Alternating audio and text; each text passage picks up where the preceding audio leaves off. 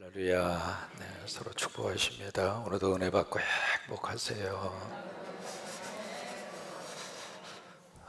에레미야 33장, 34장 말씀이 계속 이제 이어지고 있습니다.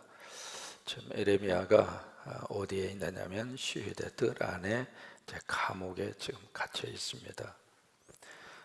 역사적으로 시드기야 그 통치 10년의 감옥에 갇혔으니까 이제 시드기야 11년 되는 해에 남쪽의 유다가 바빌론에 의해서 망합니다.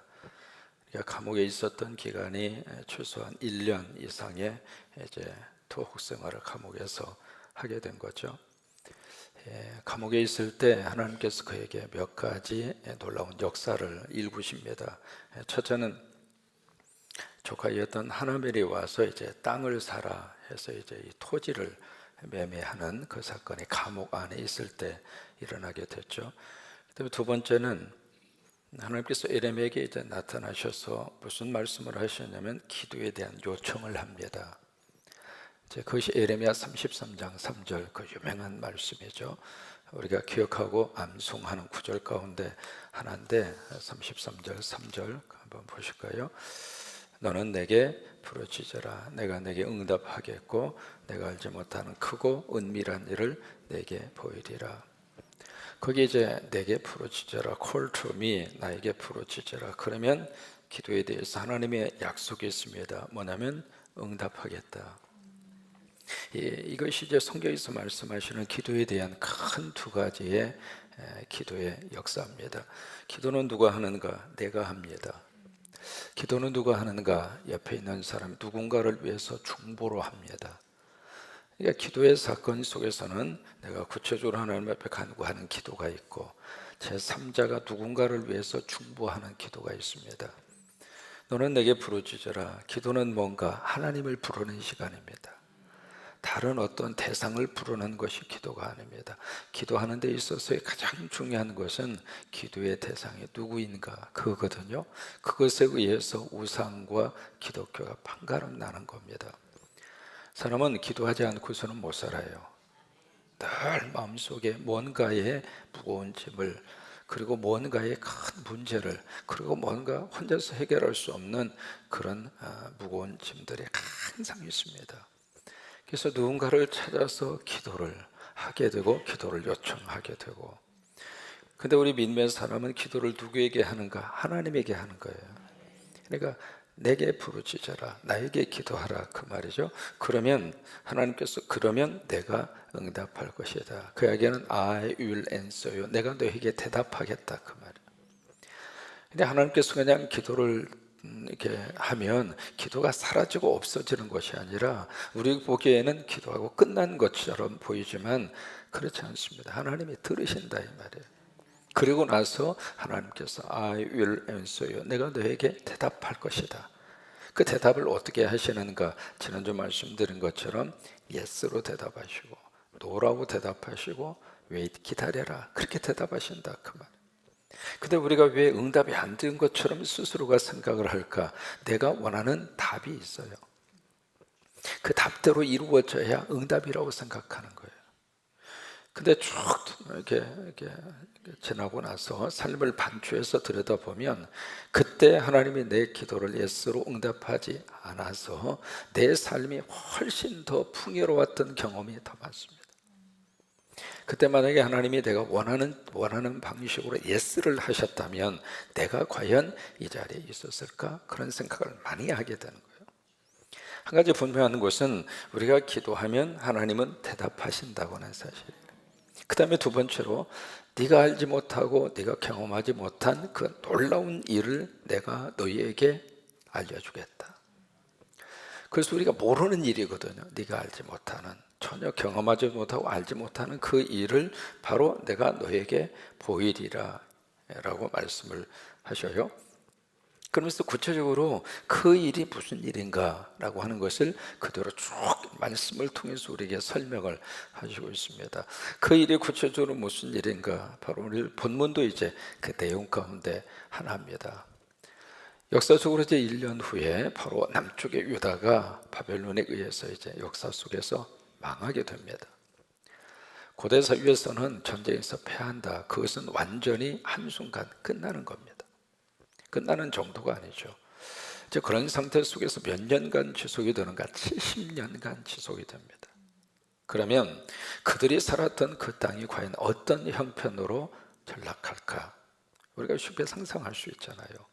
이제 그런 내용에서 오늘 10절 이하의 말씀에 뭐라고 지금 말씀을 하시는가? 이것이 이제 여기서 말씀하고 있는 너희가 알지 못하는 크고 비밀한 일, 너희들이 전혀 지금 생각하지도 못하고 있는 앞으로 미래의 사건 속에서 일어날 그 일에 대한 구체적인 내용 가운데 하나입니다.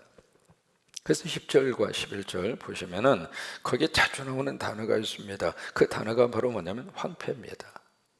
근데 그럴 수밖에 없는 거죠. 1, 2년간 사람이 살지 않다 하더라도 집 자체도 그러고 뭐가 제대로 남아나는 게 있겠습니까? 근데 70년의 세월이 지나야 되니까 10절, 11절에 보시면은 황폐하서 사람도 짐승도, 황폐해서 주민도 짐승도, 이제 그랬던 그 곳인데 바로 거기에 그 다음에 정반대의 역사가 나옵니다. 즐거워하는 소리, 기뻐하는 소리, 신랑의 소리, 신부의 소리, 그 다음에 만군의 여호와께 감사하라, 여호와는 선하시고 인자하심이 영원하다고 하는 소리, 그 다음에 여호와의 성전에 감사제를 드리는 자들의 소리가 어떻게 들려? 다시라고 하는 말이 나옵니다. 전혀 여기 아무것도 희망이 없었던 그 땅에 다시 희망의 소리가 들릴 것이다. 이것이 하나님이 말씀하시는 바로 여기에요. 너희들이 알지 못하는 크고 비밀한 일, 그 일이 바로 뭐냐? 다시 그 땅에 희망이 있을 것이다. 그 땅에 다시 놀라운 역사가 일어나게 될 것이다. 다시 그 땅이 살아나게 될 것이다. 그것이 지금 기도에 대한 하나님의 응답의 약속의 구체적인 일입니다. 그래서 12절을 보시면은 다시 한번 하나님의 말씀이 선포가 되면서 황폐해서 사람도 짐승도 없던 이곳 모든 성읍에 또다시 단어 하나가 나옵니다. 무슨 단어가 나와요? 다시 목자가 살게 될 것이고, 그리고 그 목자는 그의 양떼를 눕게 할 것이다. 그 다음에 13절에 보시면 산지가 나오고 평지가 나오고 네게부는 네게부 사막입니다. 사막이 나오고 베냐민 땅이 나오고 예루살렘 그리고 유다성, 이것이 바로 뭐냐면 예루살렘 전 국토를 이렇게 설명하는 거예요. 그 모든 땅들 속에서 땅에서 양떼가, 또 하나의 단어가 나옵니다. 뭐가 나오죠? 다시. 자, 한번 해보세요. 다시. 크게 다시. 이 다시라고 하는 말이 3번 나옵니다. 3번. 이 다시라고 하는 이 단어 속에 하나님의 귀한 약속과 언약이 있습니다. 다시 이 땅을 내가 살려주겠다. 다시 이 땅이 사람이 사는 땅으로 다시 회복될 것이다. 다시 이 땅 속에 하나님의 거룩한 영의 역사가 있을 것이다. 다시 바로 이 땅 속에 하나님의 희망이 있을 것이다. 지금 에레미야 감옥에 갇혀 있습니다. 지금 아무것도 변한 게 없습니다. 그 속에서 기도하는 에레미야에게 하나님이 주시는 응답의 약속입니다. 물론 에레미야가 이 응답을 받은 다음 그 다음 날 감옥에서 나와서 이런 사건이 일어난 게 아닙니다. 이것이 구체화될 때까지는 70년의 역사가 흘러갑니다. 그렇지만 그는 이 하나님의 응답을 받으면서 여기서 다시 에레미야가 다시 하나님의 은혜를 힘입고 버티고 그리고 이기고 그리고 현실을 뛰어넘을 수 있는 마음의 희망을 가질 수 있는 축복이 된 거예요. 오늘 새벽에 하나님이 이 축복을 다시 부어주시길 원합니다. 다시라고 하는 이 단어, 다시. 여기에 2가지의 의미를 가지고 있습니다. 첫째로 이 다시라고 하는 이 단어 속에 다시를 통해서 하나님이 약속하는 것이 바로 뭐냐면 다시 이 땅에 목자가 살 것이고 그리고 그 목자들이 그의 양떼를 눕게 할 것이다. 여기 이제 목자와 양이라고 하는 단어가 나오잖아요. 목자와 양, 이 2가지는요 아주 밀접한 관계를 가지고 있는 단어입니다. 이 양이라고 하는 이 특징을 들여다보면 이 몇 가지 특징이 있습니다. 이 양이라고 하는 이 짐승은요, 첫째로 시력이 아주 안 좋습니다. 그래서 멀리를 못 봅니다. 그냥 이 양이라고 하는 이 짐승은 그 앞에 있는 것밖에 안 봐요. 그래서 앞에 있는 친구가 가는 대로 뒤를 보고 졸졸졸졸 따라가는 거예요. 그래서 이제 앞에 있는 그 양이 잘못된 길로 가면 뒤에 있는 양도 저절로 그쪽으로 가는 거예요.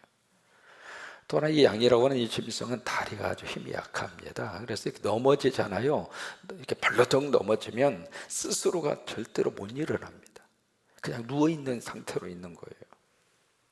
또 하나 양이라고 하는 이 짐승은 분별력이 거의 없습니다. 그러다 보니까 야생 개들이 양에게 접근을 해서 막 이렇게 몰잖아요. 그러면 그게 자기에게 좋은지 아니면 자기에게 나쁜 짓을 할지 그 분별을 못하는 거예요. 그래서 야생 개가 몰고 가는 대로 골목으로 아니면 골짜기로 그쪽으로 몰려갔다가 잡아 먹히기도 하고, 그냥 분별력이 없는 거예요. 또 하나 양이라고 하는 이 짐승은 자기 방어 능력이 하나도 없습니다. 거의 대부분 모든 생명체는 자기 생명이 위기에 딱 이렇게 봉착하면 자기 생명을 보호하기 위한 자기 방어 시스템이 가동이 돼요. 어느 생물이든지. 여러분 스컹크라고 하는 거 아시잖아요. 조금 그거요.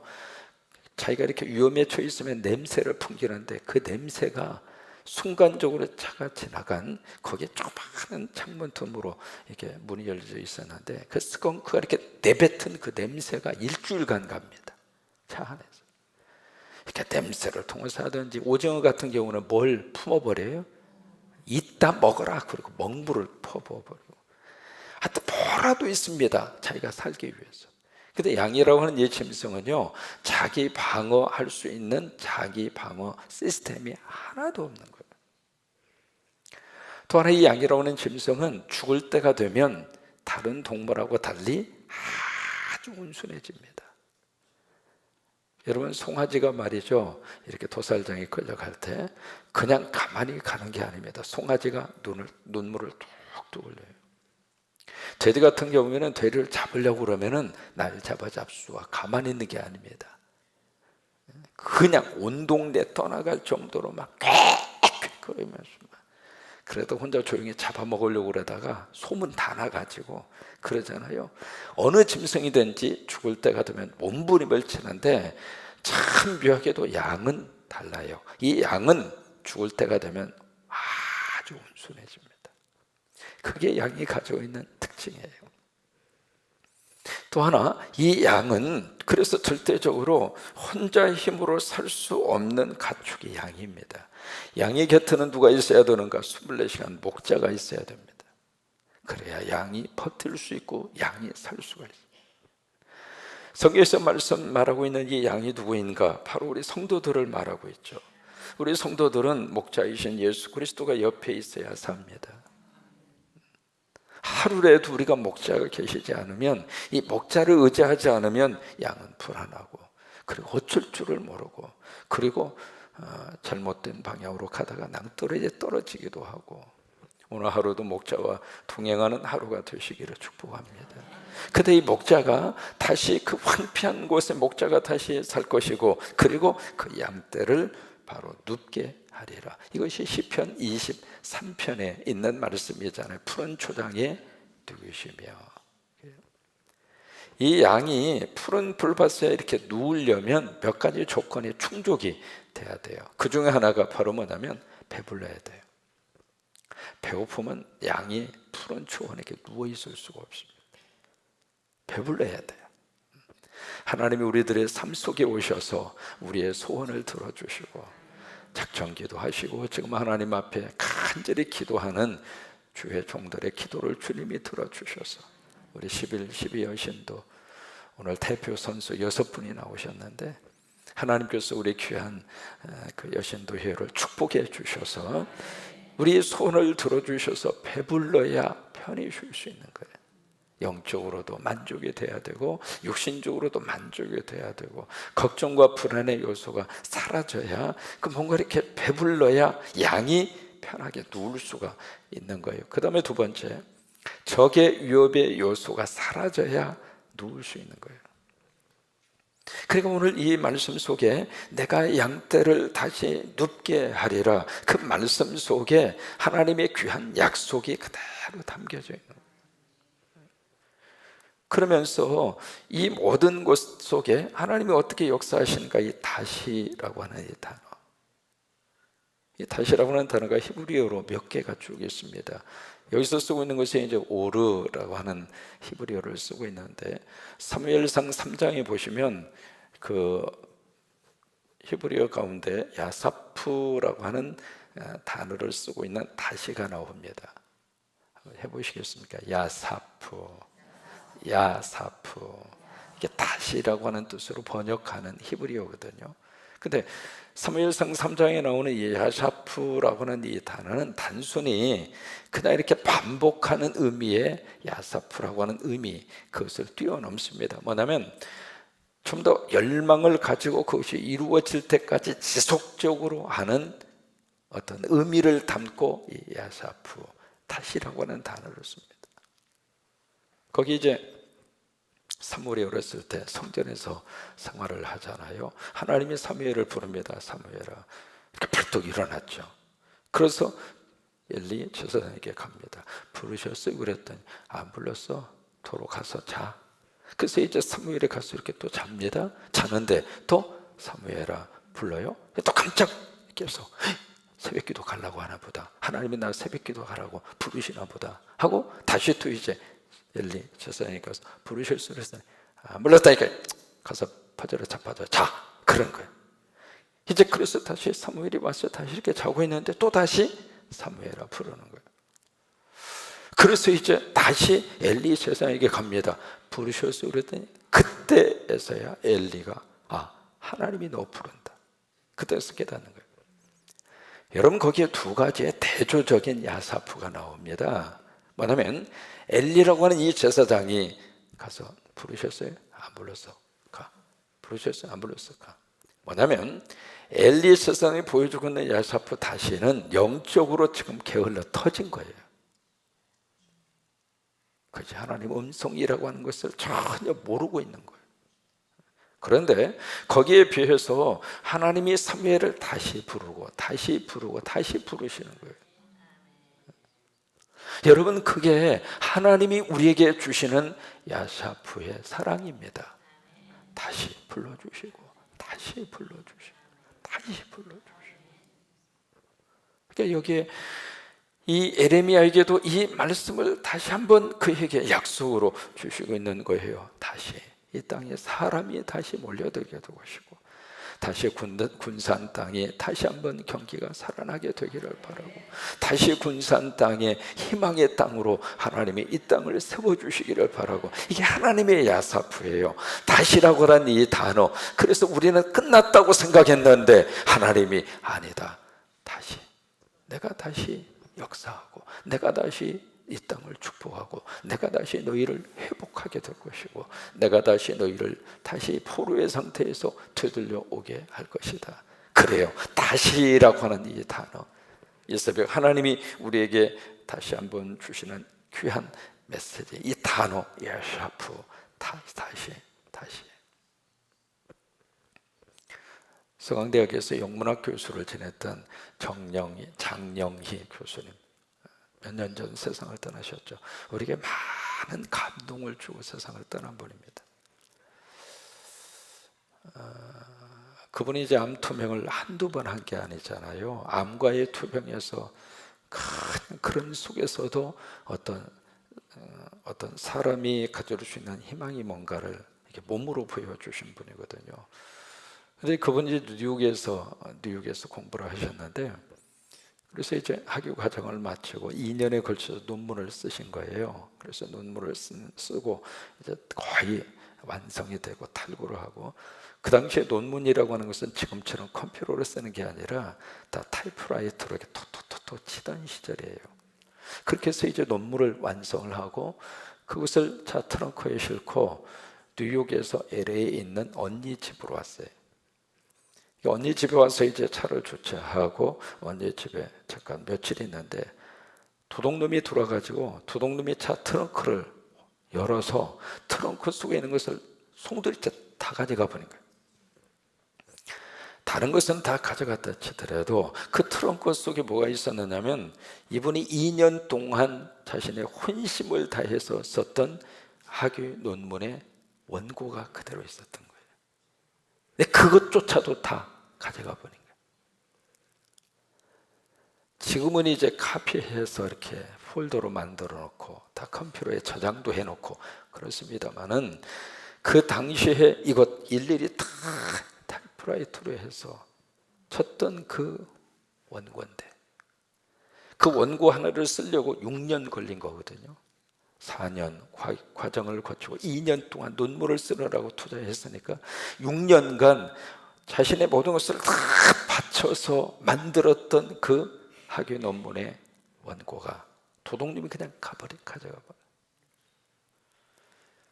그래서 이 장정이 이분이 삶의 의욕을 상실하고 끝내자.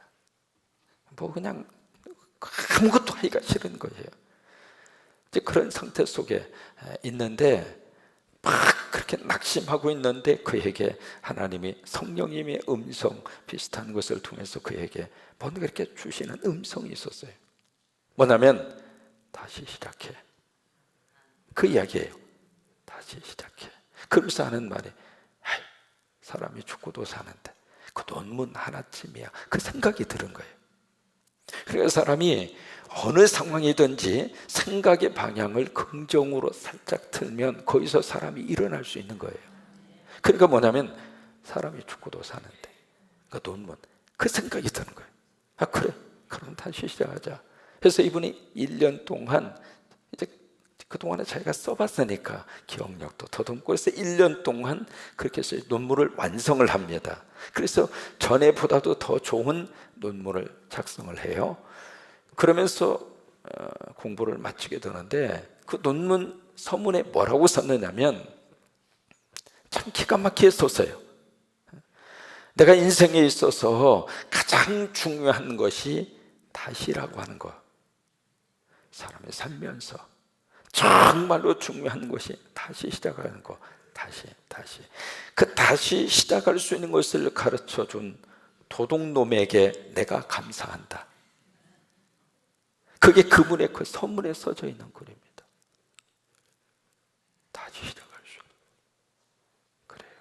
성령님 우리와 함께 하시고 하나님 우리를 도와주시고 그리고 하나님의 거룩한 은혜가 우리의 곁을 떠나지 않습니다.